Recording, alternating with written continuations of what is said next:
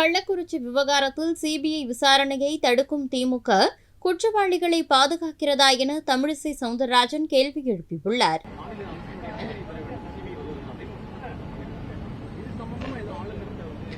அதுதான் நாங்க அதனாலதான் ஆளுநர்கிட்ட கொடுத்திருக்கோம். ஏன்னா ஏன் சிபிஐ வேணான்னு சொல்றாங்க? சிபிஐ உங்களுக்கு மடியில பயம் இல்லைன்னா, கனம் இல்லைன்னா சிபிஐ விசாரிச்சுட்டு போட்டோம். ஏன் குற்றவாளிகளை தானே கண்டுபிடிக்க போகிறார்கள். இவர்கள் ஏன் பயப்படுகிறார்கள்?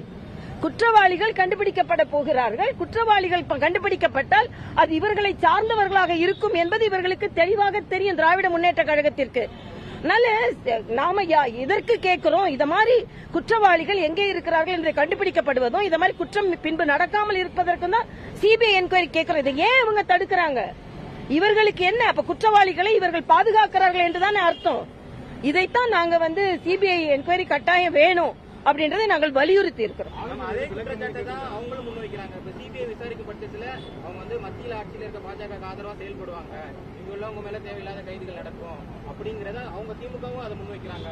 இல்ல சிபிஐ என்கொயரி இவங்க மட்டும் மத்தல கேட்கறாங்கல்ல. சிபிஐ என்கொயரி இப்ப நீட்ல சிபிஐ என்கொயரி போட்டிருக்கு, தைரியமா தானே போட்டிருக்காங்க.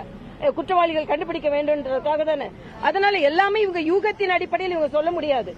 பயம் இல்லை என்றால், ஏனென்றால் சிபிஐ என்கொயரி வேண்டும் என்பது பொதுமக்களின் கோரிக்கை, அரசியல்வாதிகளின் கோரிக்கை மட்டும் இல்ல.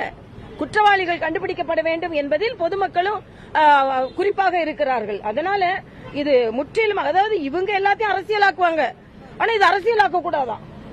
நான் இதுக்கு முன்னாலே அவங்க எதிர்கட்சியா இருக்கும்போது என்னென்னலாம் அரசியலாக்குனாங்கன்னு மக்கள் நன்றாக புரிந்து வைத்திருக்கிறார்கள்.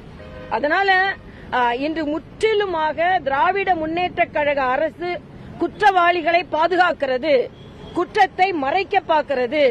குற்றவாளிகள் அவர்கள் முற்றிலுமாக அவர்கள் தொடர்புடையவர்களாக இருப்பதனால் சிபிஐ என்கொயரி வேண்டாம் என்று சொல்கிறார்கள். ஏன் எல்லாவற்றிற்கும் மேலாக ஏன் முதலமைச்சர் அந்த இடத்திற்கு போகலன்னு நான் கேட்கிறேன். ஒரு முதலமைச்சர் போய் இத்தனை இறப்புகள் நடந்திருக்கிறது, ஒரு ஆறுதல் சொல்லறதுக்கு முதலமைச்சர் போக மாட்டாரா? துறை அமைச்சர் போக மாட்டாரா? துறை அமைச்சர் தார்மீக பொறுப்பேற்று அவர் உடனே விலக வேண்டும். ஏன்னா அதற்கு